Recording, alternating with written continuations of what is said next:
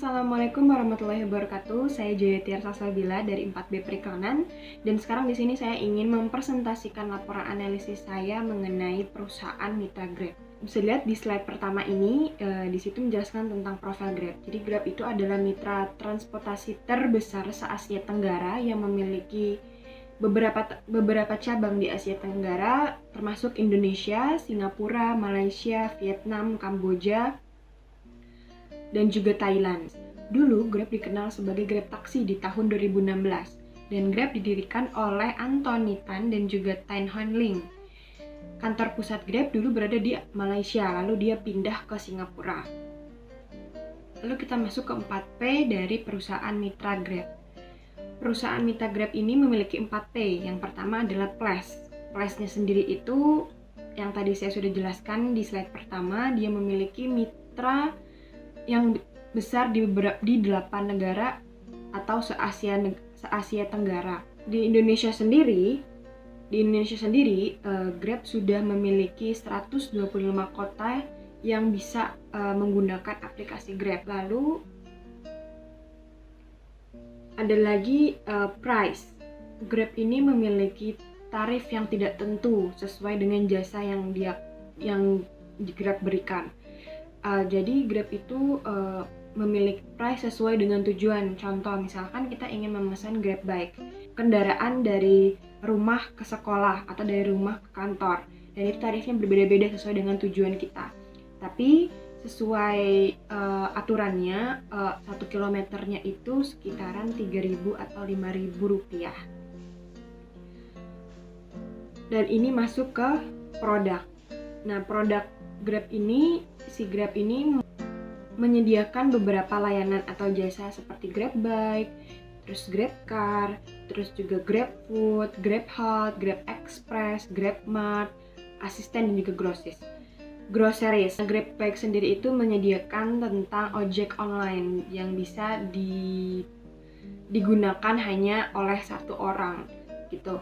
Dan itu menurut saya sendiri itu adalah satu hal yang praktis karena kita sekarang sangat sering aktivitasnya itu di luar, jadi kita sangat memerlukan suatu kendaraan yang bisa membantu kita untuk melanjutkan aktivitas, yaitu seperti Grab Bike ini. Dengan harganya juga nggak cukup mahal dan sangat-sangat efisien dan juga cepat. Terus juga ada Grab Car, dan Grab Car ini beda dengan Grab Bike. Grab Car itu kita bisa menggunakannya lebih dari satu orang. Kalau nggak salah, Grab Car itu bisa sampai 4 orang di dalamnya. Lalu harganya juga beda. Harga dari Grab Bike dan Grab Car itu beda. Kalau saya teliti, kayaknya itu 1 kali lipat atau 2 kali lipat lebih mahal dari Grab Bike. Terus yang ketiga itu ada Grab Halt. Grab Halt itu Grab membuat Grab Halt yang bekerjasama dengan GoDoctor.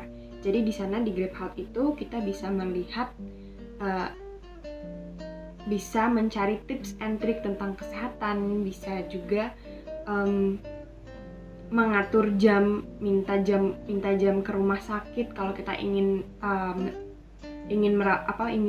berkunjung ke rumah sakit, kita bisa mengatur jam di Grab Halt. Terus juga Grab Halt itu kita bisa membeli produk-produk kesehatan juga di Grab Halt. Dan berhubung di pandemik COVID-19 ini, Grab Halt itu sangat membantu kita untuk mencari informasi tentang kesehatan.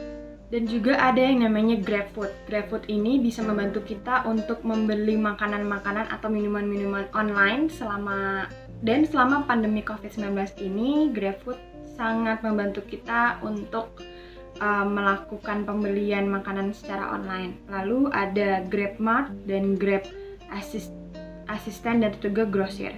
Ketiga layanan ini sangat membantu kita untuk memenuhi kebutuhan hidup kita sehari-hari selama COVID-19 dan juga selama COVID-19 ini.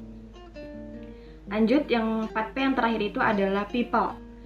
People Grab ini biasanya orang-orang yang menggunakan Grab ini usianya sekitaran 13 tahun sampai 50 tahun. Yang status ekonominya itu di huruf A atau di huruf B. Nah, di slide ini kita bisa sama-sama melihatnya. yaitu perbedaan perusahaan sesudah dampak COVID-19 dan juga sebelum dampak COVID-19. Kondisi Grab pada saat sebelum COVID-19 ini, dia mendapatkan pujian yang sangat amat banyak dari si pengguna karena layanan yang dia berikan dan juga strategi promosi yang dia berikan. Lalu, selama terjadinya pandemi COVID-19 ini, Grab mengalami penurunan yang sangat besar di pertengahan awal Maret. Jadi di pertengahan awal Maret itu pemerintah sudah menerapkan work from home dan di situ Grab mengalami penurunan yang cukup drastis. Dan menurut CEO Grab, di pandemik ini adalah krisis terbesar selama mereka berdiri. Untuk di slide selanjutnya, di slide yang ini kita bisa sama-sama lihat yaitu perusahaan hasil pendapatan perusahaan Grab di saat pandemik berlangsung. Jadi pendapatan selama pandemik berlangsung ini sangat berpengaruh terhadap mitra si pengemudi. Dalam menurut survei dan riset, terjadinya pandemi COVID-19 ini sangat menurunkan perekonomian mitra Grab itu sendiri dan juga si mitra pengemudi yang biasanya sebelum terjadinya pandemi pengemudi bisa menghasilkan uang sekitaran 250.000 sampai 500.000 per hari. Itu sebelum terjadinya pandemi COVID-19. Dan sekarang dengan terjadinya COVID-19 ini, pengemudi hanya menghasilkan 0 rupiah sampai 150.000. Ini adalah perbandingan pendapatan yang cukup signifikan yang membuat mitra Grab memutar otak kembali untuk membuat strategi-strategi gimana caranya untuk bisa membantu mitra pengemudi tetap bekerja walaupun di saat pandemi COVID-19 ini. Lalu di slide selanjutnya ini ada strategi promosi sesudah pandemik dan sebelum pandemik. Sebelum pandemik, Grab memiliki strategi promosi yang cukup baik dengan menggunakan strategi bermacam-macam promosi, terus juga untuk mengambil hati si pengguna dengan memberikan banyak promosi, terus juga memberikan benefit-benefit yang setimpal. Sesudah pandemik ini berlangsung, Grab langsung memutar otak gimana caranya strategi tetap berjalan dengan lancar dengan cara Grab itu memiliki strategi yang cukup baik untuk pandemi COVID-19 ini. Yang pertama, Grab menggunakan strategi dengan memiliki aplikasi yang super. Nah, aplikasi super ini sangat membantu mitra Grab untuk mempertahankan si mitra Grab itu. Terus juga Grab melakukan penguatan terhadap GrabFood, GrabMart, GrabHub. Di 3 layanan ini selama pandemik berlangsung itu diperkuat sama si Grab karena untuk menolong orang-orang yang kesulitan dalam membeli produk-produk untuk kebutuhan sehari-hari selama pandemi. Selanjutnya ada manajemen krisis. Nah, selama COVID-19 ini Grab mendapatkan masalah yang cukup banyak yang bisa berdampak ke mitra Grab itu sendiri dan juga ke mitra pengemudi itu sendiri.